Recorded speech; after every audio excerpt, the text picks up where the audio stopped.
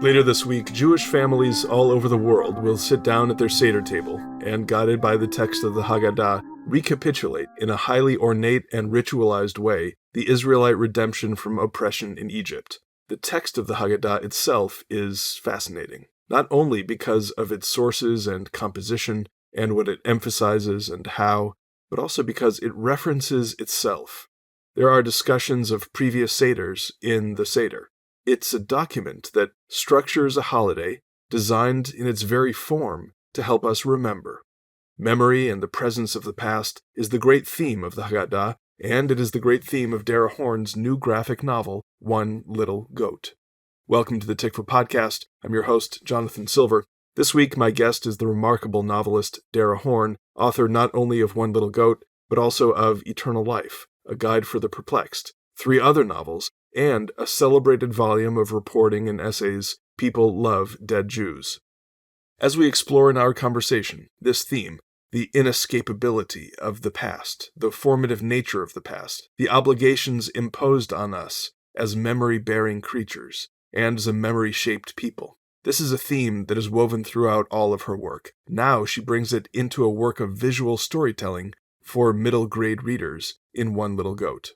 If you enjoyed this conversation, you can subscribe to the Tikvah Podcast on Apple Podcasts, Google Play, Spotify. I hope you leave us a 5-star review to help us grow this community of ideas.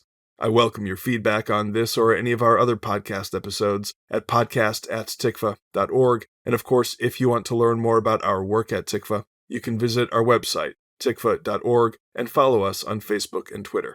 Here now is my conversation with Dara Horn. Dara Horn, welcome back to the Tikvah Podcast. Thank you so much for having me. Our subject today is One Little Goat, which is your first graphic novel. And you were just saying before we started recording, in your own judgment, perhaps your best book. I mean, certainly my most fun book. Well, tell us what it's about. Sure. So, One Little Goat is about a family at a Passover Seder where they have cleaned the whole house before Passover, but there's a good 24 hours between when you clean the house and when you actually sit down to the Seder, which is plenty of time for the children to trash the place. And the house is a mess, and as a result, no one can find the afikomen, this piece of matzah, of course, that's hidden during the Seder and is required to complete the meal. And because no one can find the afikomen, the Seder cannot end, and they are trapped at the Seder for 6 months. And 6 months in, I mean, their hair is growing long and, the pregnancies are progressing, food keeps regenerating on the table. 6 months in, there's a knock on the door, and they're hoping maybe it's Elijah the prophet coming to end the Seder, but of course we're not up to that part of the Seder yet. So instead, they go to answer the door and they find it's a talking goat. This goat tells them that he's the scapegoat. He's the reason for everyone's problems, and that he can help them find the afikomen. And the oldest child, who's the one who's answered the door, says, wonderful, where is it? And the goat says, no, not where, when. And then this goat explains that over the past 6 months, while they've been at this never-ending Seder, thousands of years of previous Seders have accumulated underneath their Seder, and they are now going to have to travel down into those thousands of years of previous Seders to find their afikomen and bring their Seder to an end. So it ends up being this kind of very surreal journey through Jewish history. Right, so the baby in the family ends up throwing the afikomen in this space-time portal of some kind. Yes. And the goat the child who can't ask, of course, right? So there's the 4 children in the family, of course, are like the children in the Passover Haggadah, the wise, the wicked, the simple, and the can't ask. And so, yes, the baby who doesn't know how to ask and cannot explain to anyone what has happened to this afikomen. So the goat ends up finding this floating afikomen and wants to stash it in a safe place. Yes. But can't remember where it's stashed. And yes. here we start to get on some of the doubling back complexities, because of course this is in some sense the Seder itself is an instrument of technology designed to help us remember. And the goat can't remember. And so the way to recover the goat's memory is to not think back, but to actually imagine oneself in another place. And here you get this fascinating magical blending of time and place. Yes, and this is something that this is an idea I've had since I was a child. And it relates to, I mean, look, my whole project as a writer is for all of my books has been exploration of time. That's, my subject as a writer. I mean, this comes from like an obsession I had as a child where I would go to bed at night and think like, oh, this day that just ended, it's gone now, but where did it go? Hmm. And part of the reason I became so interested in Jewish life and tradition was because I saw in Jewish culture this attempt to solve that problem, right? There's this sort of attempt to collapse time in Jewish tradition, right? Where it's, every generation we see ourselves as if we personally came out of Egypt, right? I mean, this is Hmm. like what um Yosef Chaim Yerushalmi, in the great 20th century Jewish historian, in the book, he has a book called Zachor, to remember, where he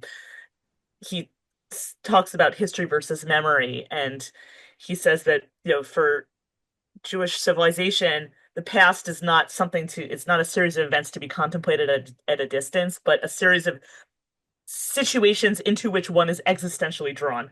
Right, right. And in this book, I make that completely literal, as you say. So this is, I mean, I could tell you a little bit more about how I thought of this book, how I came up with this idea as a child, or the way it was, the way I first thought of it. Yeah, so I mean, but just to underscore that, but in I like to think of myself as a chassid of Dara Horn, and in I would Well, say I'm very honored. in Eternal Life and Guide for the Perplexed, both those two before People Love Dead Jews, the two most Yeah. recent works of fiction. Of course, this is the explicit theme, but let me just emphasize the explicit theme is memory and time and memory in those works. This is a very abstract statement because they're very different sorts of books, but time and memory in those works is treated in such a way that when we want to recover something from the past, we don't sit and contemplate the past, but there is an effort to recapitulate and reenact and bring the Yes. past into the present that somehow is Yeah. the work of both those works of fiction, and I guess your claim is that that is the essential innovation of Jewish tradition. Yes. So yes, this is a subject I've been exploring in all of my books in various ways. So the two books you mentioned do this quite explicitly. In Guide for the Perplexed, it's about, there's a software developer who creates this app that records absolutely everything you do. So it's part of that idea. And then the story sort of takes you back in time to the discovery of the Cairo Geniza, which was this like medieval document dump. And then it takes you back even further into the lives of people like Rambam, Maimonides, medieval Jewish philosopher whose some of whose works are found in the Geniza. So it's like there's multiple layers there where you're going one layer inside another. Eternal life, I turn that idea into a person. I have a main character who is a Jewish woman who is 2,000 years old and can't die, and is, keeps sort of reliving through all of these lives and has sort of endured through Jewish history. So, I mean, yeah, and there's all of my books, one way or another, are tied to this theme. People Love Dead Jews is related to this theme. It's about sort of the uses and misuses of Jewish history in the past, and how some of those ideas from the past are, I mean, the subtitle of that book is Reports from a Haunted Present, right? So this idea of being haunted. So yeah, all of my books are very explicit about that, because, and this is something that's like animated all my work as an American Jewish writer, and it's really because I felt this. I would not have had the language to express this when I was younger, but like what I was feeling as an American Jew was cognitive dissonance, Hmm. because I felt like I'm part of this American culture where the relationship to time is one almost of contempt. It's sort of this idea that, we have this whole founding legend in this country where it doesn't matter who your parents are, it doesn't matter who your grandparents are, it doesn't matter where you come from. What matters is what you do with the opportunities this country gives us. That's what we call the American dream. Whether or not this is true for any American's particular life and experience, No, but irrelevant. This is the founding idea. the mythology Yeah. is that freedom in America is liberation from our past. Yes, yes, exactly, exactly. And as I said, whether or not this is true, I mean, there's plenty of people who have sort of done these deep dives and thinking about how actually so much of American life is about, like, look, here we are, sitting in 2025. It's almost like we're still fighting the Civil War. I Right, mean, like, right. yeah, this is of course false, right? But But this that's our is the mythology. ethos. That's yeah. Yes, this is the ethos, right? You build a Walmart on an Indian burial ground and like call it progress, right? I mean, this is sort of the idea. So, and in Jewish life, it's exactly the opposite. right? It's like actually it does matter who your parents are and who your grandparents are, who your great great great grandparents are, and we were all standing at Sinai, and we all should see ourselves as if we came out of Egypt, and the most important things in your life happened thousands of years before you were born, and there's nothing you can do about it, right? I mean, that's like basically the opposite of the American dream, and I felt this tension. I mean, I feel this tension still as an American Jew, and my writing was always like my attempt to sort of solve this problem. Hmm. Um, and but it's something that I've experienced, and I felt like this sense of relief from this dissonance at the Passover Seder. Because to me, the Passover Seder is like this portal that opens this access point. It's like that rip in the space-time continuum. It's about like, if you have the book at the hardcover, it actually has a portal in the cover of the book. Um, and that is and the reality is like tying it to children's literature, which I'm new in the world of children's literature, but this is a staple of children's literature, is this idea of portal fiction, right? The idea of in science fiction and Oh, you fantasy go and through the children's. wardrobe into Narnia. Yes, exactly. You go through the wardrobe into Narnia, the train platform in Harry Potter. There's the tornado in Wizard of Oz that takes you to Oz, right? I mean, there's always like some kind of means of there's some access point to Hmm. this world that's like much larger than yours, and that's natural for children's books because children's lives are very limited just by virtue of them being children, and children are looking for this like access point to a world bigger than theirs. But I mean, I think this is resonant for everybody, right? That there's this, I mean, this is the ultimate sort of subject of being a mortal person in a world that outlasts you. But see, this is And this is yeah, the crucial difference, that whereas one could imagine a world that is more capacious and more colorful, and Alice in Wonderland, you fall into this place and you come out of that place. One can another imagine example. that. Yeah, the rabbit hole, great example. What you have done here in a very Jewish key, in a distinctively Jewish key, is to assert that that more capacious world is our own past that one has to Yes, uncover. yes, absolutely. And and also, um, which means that it's also our future, right? Because we're someone else's past, Hmm. right? Which is part of what we build into this. Yes, and this is something that I experienced. The experience of the Seder as being this opportunity to sort of participate in this life larger than ours. But as you say, my assertion that this life larger than ours is this historical consciousness.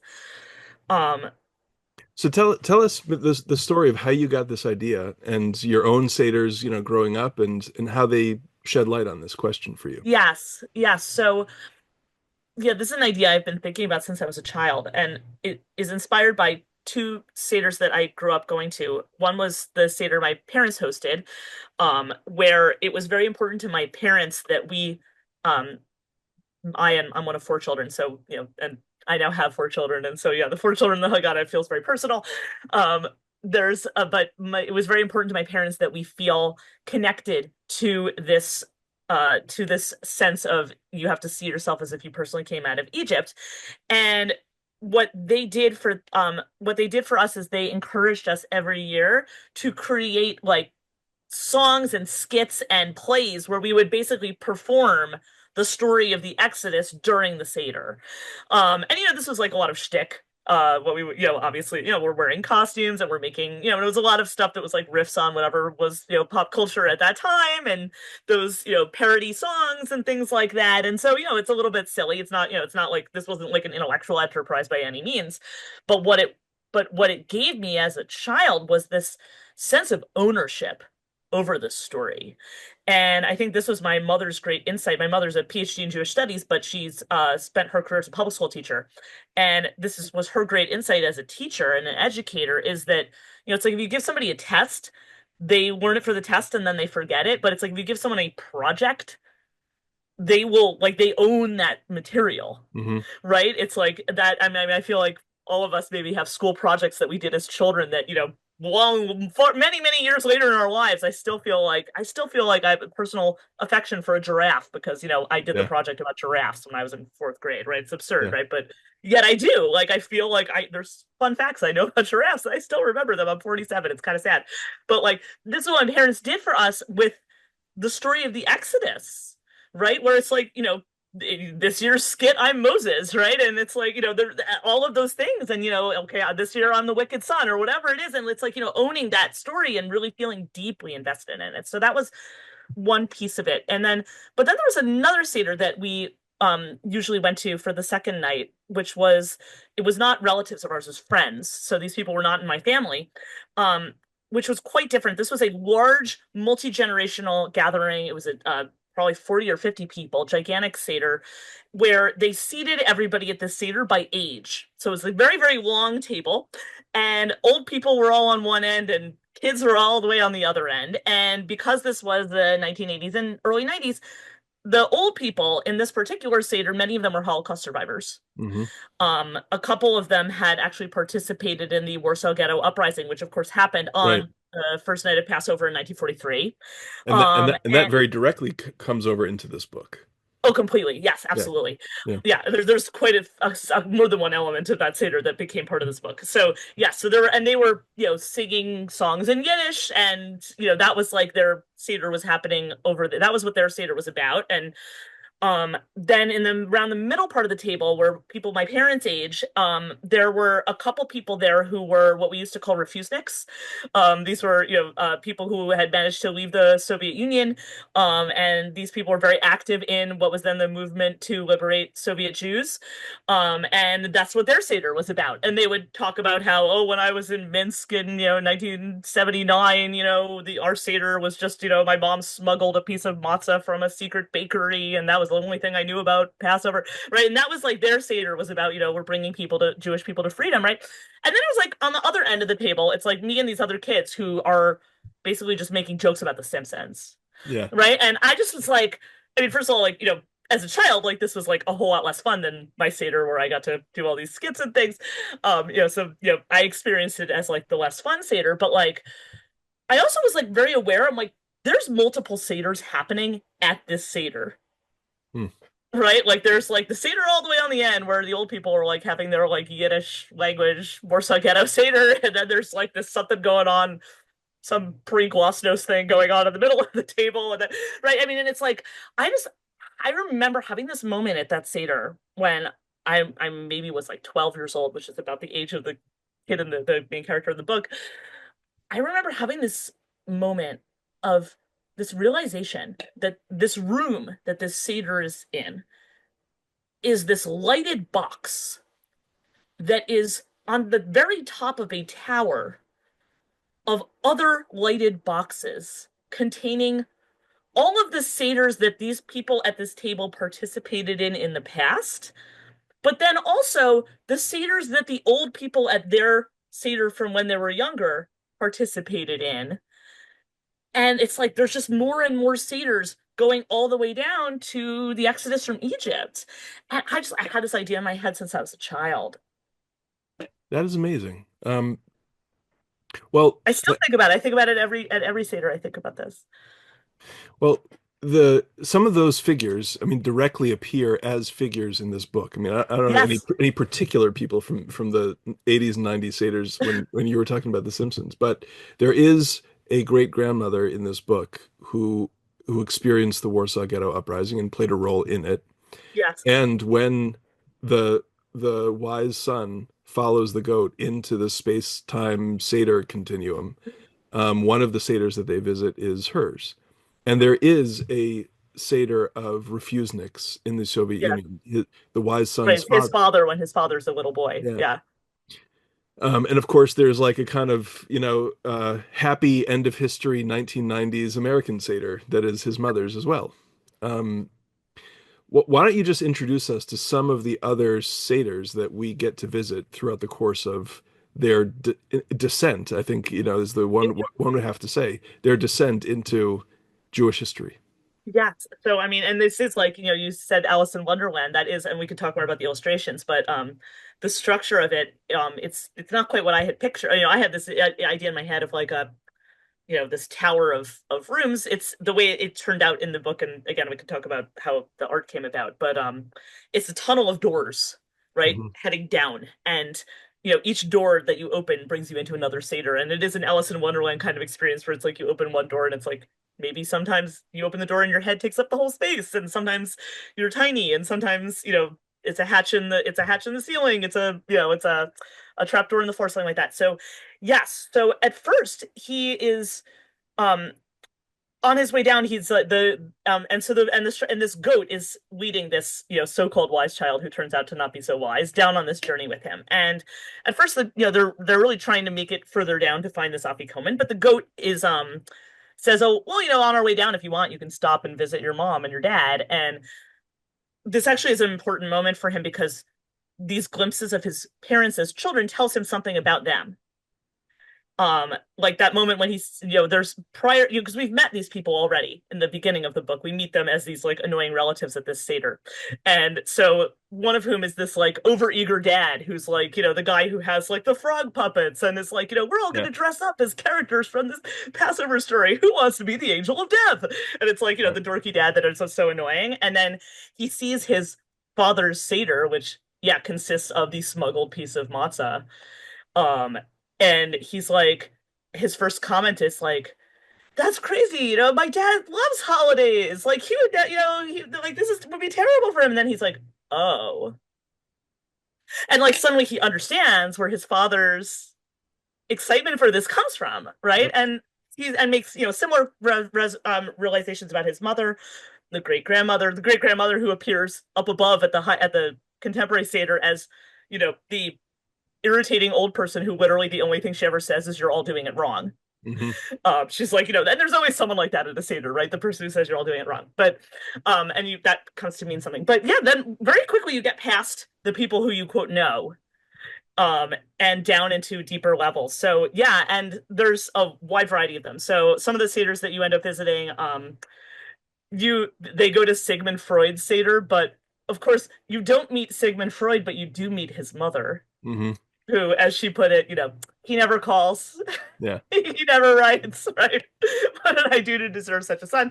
That's sort of just a joke. But some of the other people you meet Doña Gracia Nasi. This is a woman from the 1500s. She was one of the is a Jewish woman who, well, I mean, she was a converso in Iberia. She was forced to convert by the Spanish Inquisition, or converted for convenience at that time. She was the one that happened to be one of the wealthiest people in early modern Europe. She used her wealth and resources to build an underground railroad to help Jews to escape from Inquisition Spain to safety in the Ottoman Empire. So we show up at her Seder. You meet Rav and Shmuel, who are two sages from the Talmud who I include them, and I could talk more about this, but I include them because it's their visions of the meaning of Passover that are fundamental to the Haggadah that we have today. There's sort of two competing visions, so I can go to that in a minute if you like. But we also go, of course, to the Seder in Bnei Brak. Right. This is a Seder that's mentioned in the traditional Haggadah, right? It's mentioned in the Haggadah where these are, the Seder of Rabbi Akiva and four of his colleagues, and it says, they sat up all night, talking about the Exodus from Egypt until, someone came in and said it's time to recite the morning Shema. And of course, what's happens in this book though is that it's, and this is true if you know the history, these sages were all involved in the revolt against Rome. They all end up being executed by the Romans. And so the goat points this out. He says, this Seder actually kind of similar to your great grandma's Seder, Mm-hmm. right? Because they're plotting the revolt. So, and then of course you go down to the very first, I'm going to review, at the end, I don't want to give too much away, but you do end up going back to the very first Seder, which is in fact the night before the Exodus from Egypt. Right. Yeah. But I think readers at different levels, both those readers like your mother with advanced training in Jewish history and Jewish ideas, and the sort of middle grade readers to which the book is overtly pitched, Yes. both come away, I think, with as you say, this sense of historical echoes and historical continuities Yes. between the shared challenges that the different generations faced. Yes. And I mean, that's what's, sort of interesting to me about this is that to me, this is a book for anybody who wants to read a graphic novel. Like, to me, it's not very important if it's for children, if it's for adults. I mean, for book marketing purposes, you have to make a decision. And so, according to the publisher, this is a middle grade book for ages, 8 to 12, right? Hmm. Okay. Which is and there is, as you say, there's enough, there's a lot in this book to appeal to those young readers. And I know this because I was just looking today on Amazon. It's ranked as number 18 in children's humorous graphic novels, which is very funny because when you get to like the first top 20 humorous children's humorous graphic novels, it's like this book, Dogman, and Captain Underpants. So I'm like in esteemed company with Dogman and Captain Underpants, Yeah. which I have my own four children, so I appreciate how meaningful this is to be in the up in the stratosphere with Dogman. But what's but as you say, like, yeah, I mean it's a book for children the way the we'll have deal to distinguish it, kind of the way that the book, the book of Exodus is a book for children. It's like, oh, look, there's a funny part about frogs. It's like, yes, there's a funny part about frogs. Yeah. And now let's talk about this, historical and theological imperatives that are running through this book. Yeah.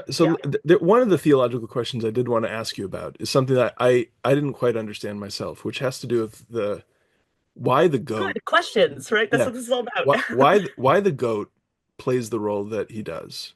Why the historical guide is a goat. And just to unpack this for listeners who haven't yet got their copy of the book, the goat announces him when the goat introduces himself. The goat introduces himself as the scapegoat. Now, the scapegoat is a figure whom we usually, of course, associate with Yom Kippur, Yes, and different holiday. played in the biblical texts this role of transferring communal guilt onto some foreign thing that could then expiate the community. And Yes. that act seems to me like, in a way, the unencumbering of memory. It's like doing away with all that historical baggage that we feel, that moral weight that we feel. Whereas the imperative of this book is to recover and reassume the moral weight that history puts on us. So I want to ask you about that. Yes.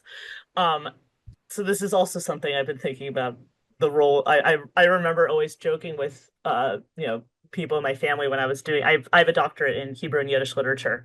And I remember always thinking like, shouldn't I just like go ahead and make my dissertation about like the role of the goat in Jewish literature through, from ancient times to the present day? Because it was like I've been fascinated by this for a very long time.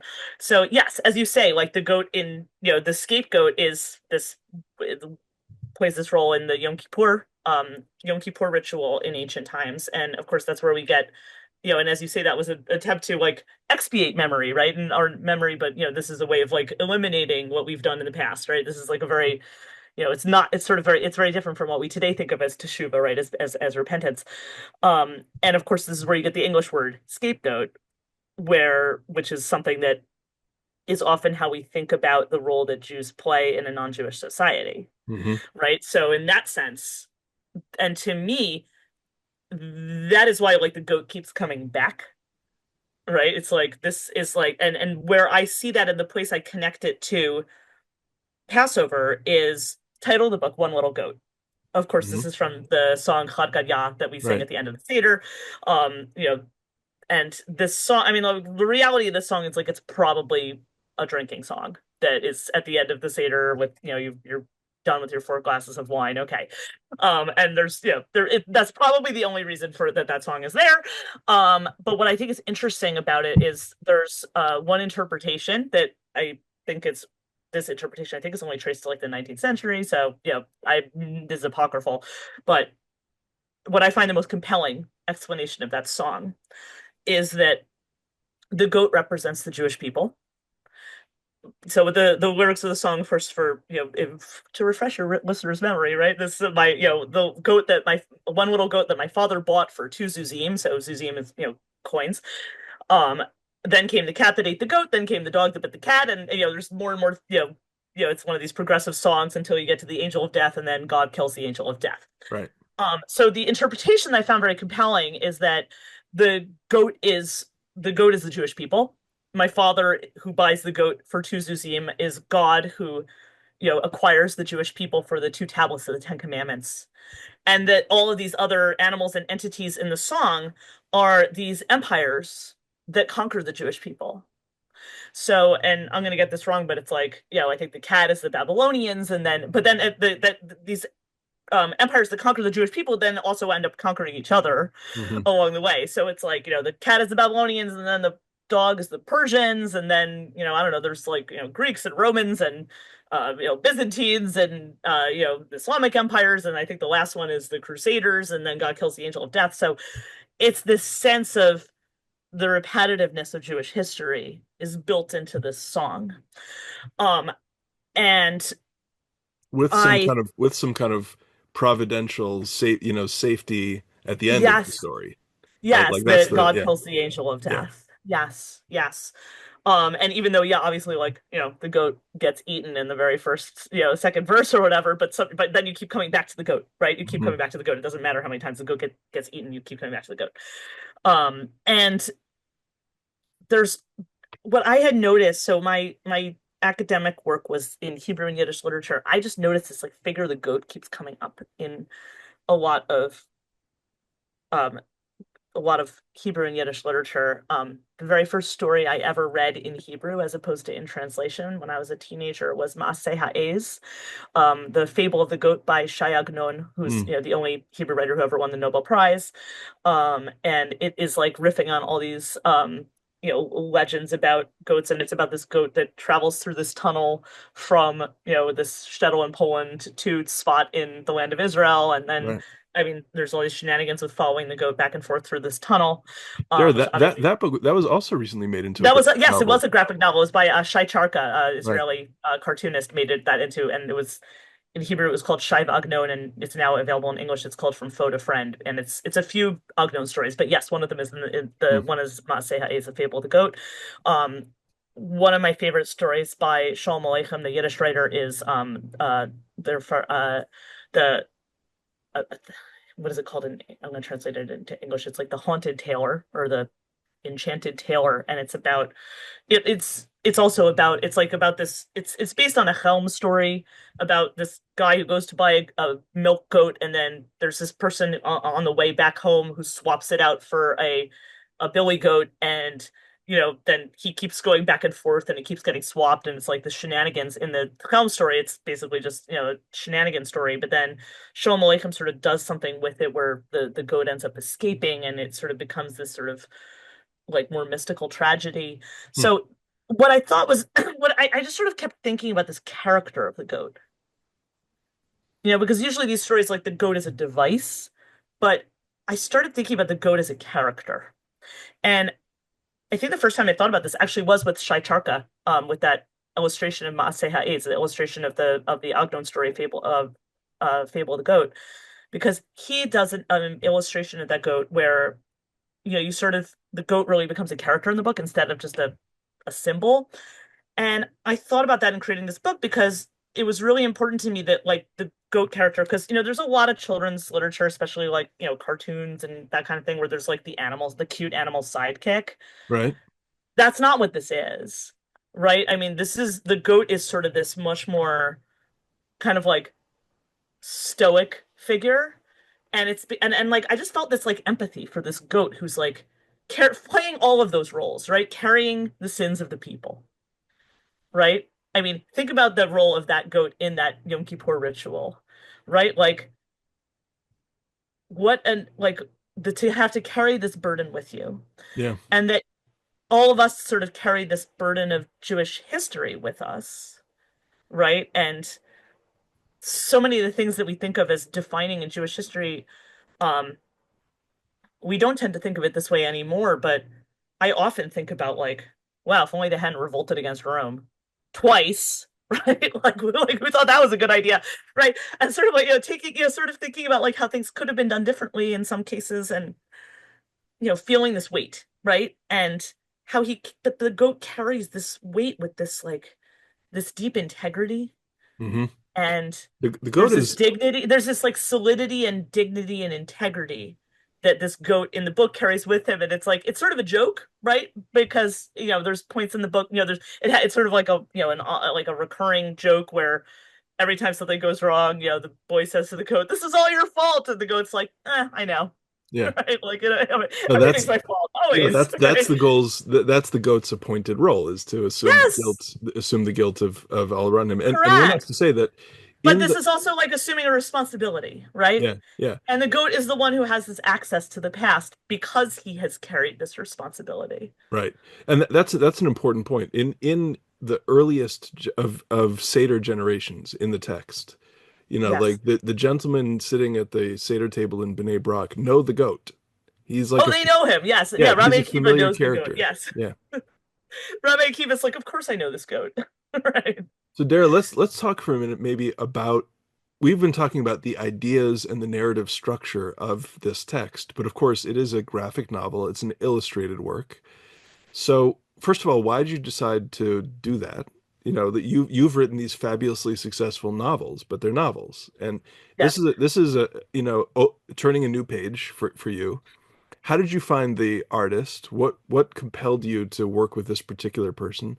And for people who are, who are not holding the book in their hand, maybe just describe a little bit about how the two of you together thought about bringing it to life visually. Yes. So, I had had this idea in the back of my head for many years and, always, never really had anything particularly direct to do with it. And it came about very randomly. My children are very interested in graphic novels, comics, manga, this kind of thing.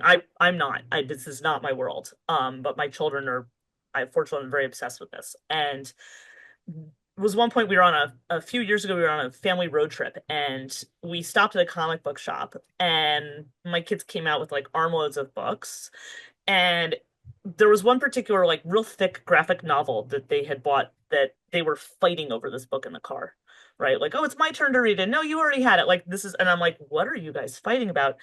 And I borrowed this book from them. It was a book by this indie cartoonist Theo Ellsworth, who I had never heard of. And I just was enchanted by his artwork. So to describe it, it's this sort of like a underground comics kind of vibe. It's very intricate pen and ink drawings, very kind of busy, right? Mhm. There's always a lot going on. It's extremely detailed. Um, Well, and would you say this it entire text is in black and white? Yes, totally black and white, all pen and ink. Yeah, very, very busy, very, very detailed. There are a lot of like little crosshatch and things like that. Very intricate. But there's also this kind of like goofy subversiveness to it. What I noticed in looking at his work was that there's something he often does that where he makes abstract ideas very literal.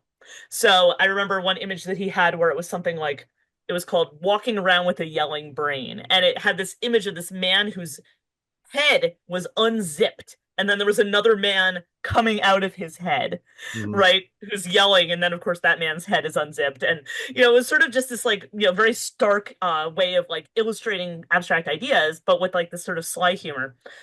And I was just enchanted by this and this idea came back to me because I was looking at the work he did with these. He often would do these like very intricate cutaways and of these like landscapes and I thought of that idea of that tower of rooms and I thought, this is someone who could do something very cool with that. And I didn't know anything about him. Looked him up online. He's actually a very acclaimed, in, indie comics artist. I, also noticed that his name is Theo Ellsworth and he lives in Montana. And I'm thinking, okay, he's probably not Jewish. This plot that I've created that literally hinges on the idea of an afikoman is like, maybe going to be a little hard to explain. Yeah. But I thought, let's just see what happens. And I cold emailed him, was like, hi, I'm a writer. I love your work.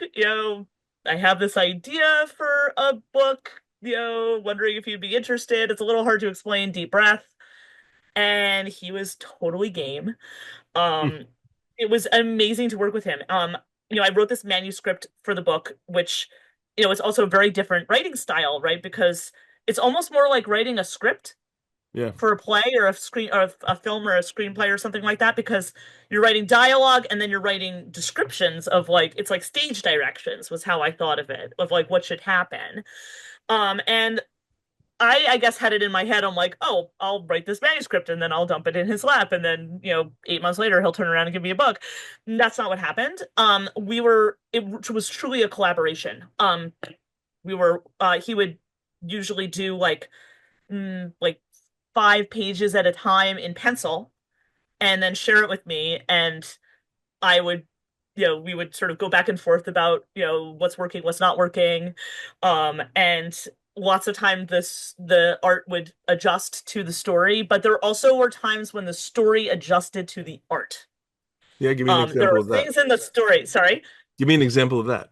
Okay, yes. So, so for this one, I'm going to give you, this is the most stark example of this, and it does uh, spoil the ending a little bit, but I don't think, I'm sure that people listening to this, by the time you get to this, I'm sure it will still have the impact it will have. Um, it's actually quite a dramatic moment at the end, very near the end of the book, where when they finally get to the end of this tunnel of doors, Hmm. and the goat admits to him, he's like, I'm very sorry to tell you this, but we are going to have to go down to the very first Seder, which is the Seder that happens the night before the Exodus. And this is, I mean, this is from the Torah, right? Like we think of the Seder as celebrating the Exodus from Egypt, but it's actually not only that, it's not commemorating exactly the Exodus, it's commemorating the night before the Exodus, which the Torah calls Leil Shimurim, the night of watching, night of vigil. And this is when the Israelites are told to, sacrifice a lamb. This is, in Hebrew we call this a korban pesach. Put the blood of the lamb on the doorposts and the lintel of their home, and then they're told to eat this lamb and also eat matzah. It's, I guess the bread must have not had time to rise then too. It's a little hard to explain that, but eat the matzah, eat bitter herbs, the maror. That's the menu of the very first Seder, and they eat this in their homes while hiding from the angel of death. And the way I had envisioned this, and this is how it appears in the book, is that they go down to this very, they get to the end of the tunnel of doors, they have this whole journey, they go and they land in this, midnight in ancient Egypt. And he enters the door, and when he opens the door in this ancient setting, when he opens the door, he sees his family seated at the table in ancient clothing. And there's, instead of candlesticks, there's an oil lamp on the table, and then Right. instead of a frog puppet, it's a frog.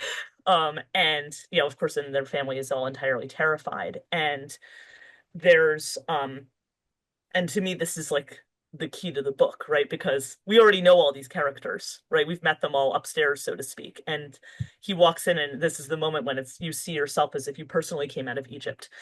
There are two things about this where you'll see the collaboration between him and me. Um, we started this book quite a long time ago, and it was a long journey getting it into print. But this by the end of this book, we were working on this after the October 7th attacks.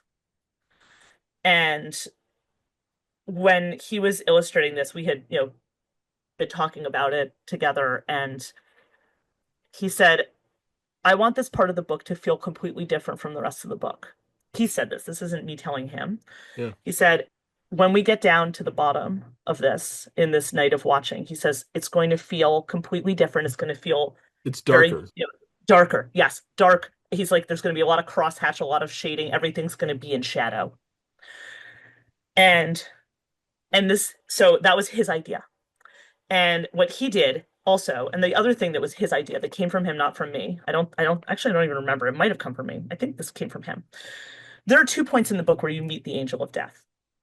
One is when the goat first appears at the door. There's a moment when you look back at the goat. The goat says, "May I please come in?"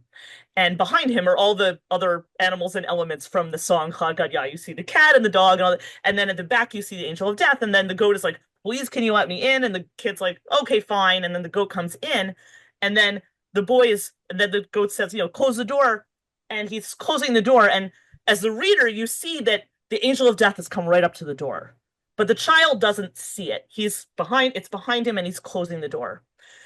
In the moment before he walks into this original Seder, where he sees his family there, they say to him the very same thing that they said to him at the very top when we first meet him, which is when he comes to the Seder table, they say, "Where have you been? We've been waiting." They said, "Where have you been? We've been waiting for you."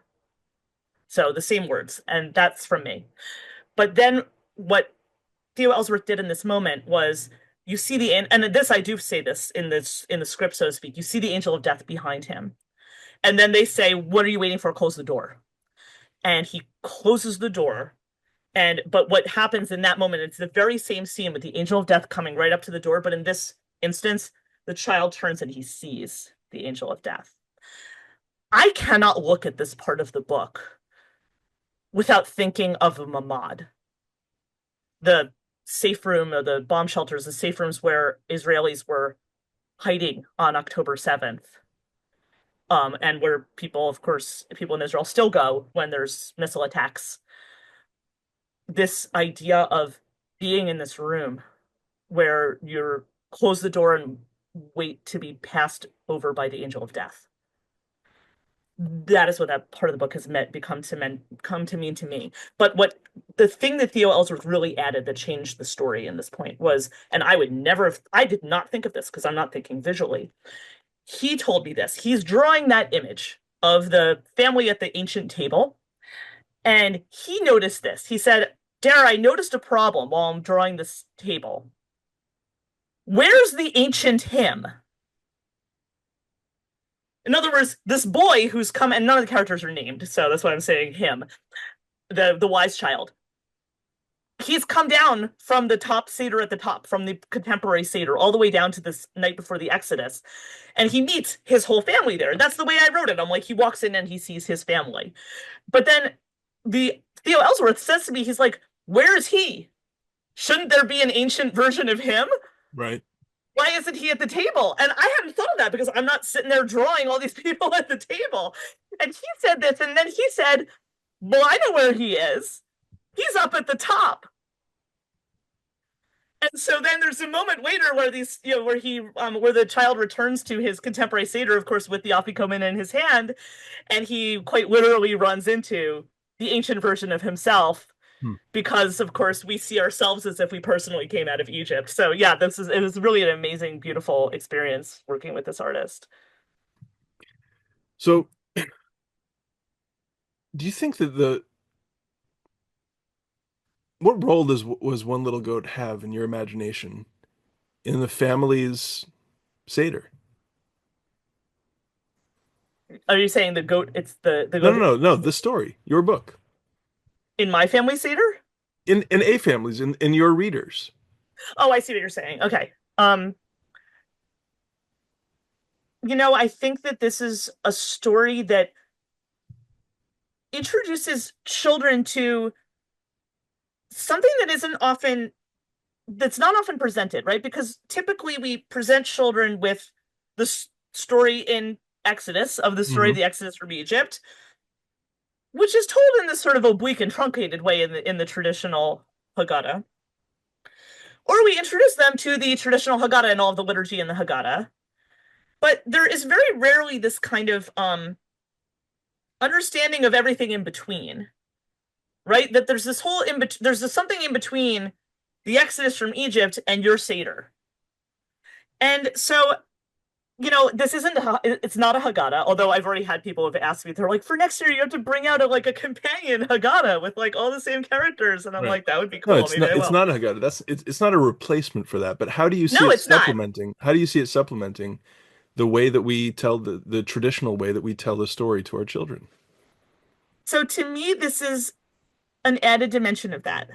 I think that there's children who are at the age the publisher has identified from, middle grade readers, where they already know at least the basics of the story of the Exodus, right? They don't really need the sort of, frog puppet version of that story. They aren't quite old enough yet to really have the kind of rabbinic symposium reflections that we want to have at the more sophisticated, intellectual type of Seder.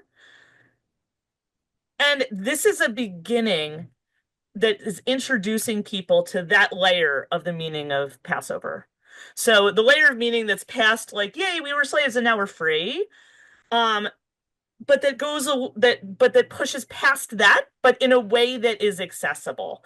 And when I say it's accessible, yes, to young readers, but also accessible to people who are Jewish but who maybe are not, who have, go to a Seder, they know the story, they watch the movie The Ten Commandments, but they know the basics of the story, but and they know that they've sat at Seders, some of which are boring and some of which aren't, but maybe aren't really aware of the depth of the layers of meaning that go into this.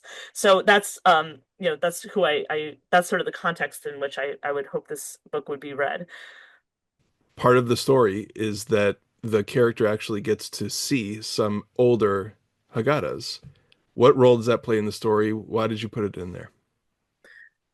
So I didn't think about this quite explicitly this way, but the Haggadah itself is one of the earliest Jewish illustrated books.